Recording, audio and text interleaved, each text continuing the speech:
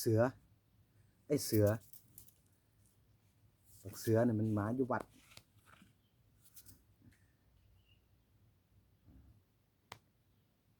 หักคนก็เป็นศูนย์ก็เป็นเฮาคนก็เก่งอ้อนก็เก่งแบบอันนี้นี่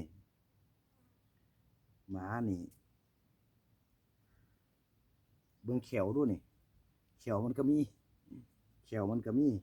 ปากก็มีดังก็มีตาก็มีใส่เบิ่งลิ้นดูปากดูเบิ่งลิ้นลิ้นลิ้นมันก็มีมีครบเบิดทุกอย่างเกินมาอย่างหนึ่งคือหาง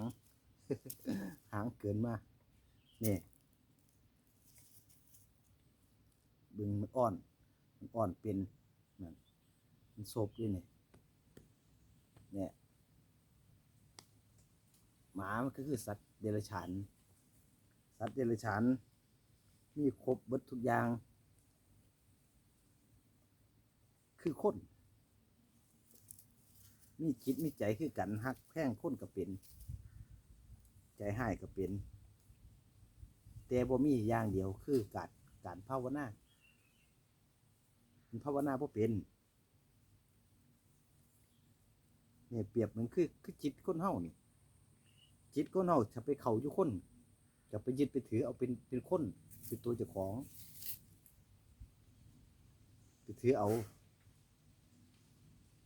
เข้าไปในหมาคือกันมันก็คิดว่ามันเป็นหมานี่ละ คิดว่าเป็นหมาเนี่ยการปฏิบัติความเพียรเฮ็ดเฮาพ้นออกจากวัฏสงสารพ้นออกจากการเวียนว่ายตายเกิด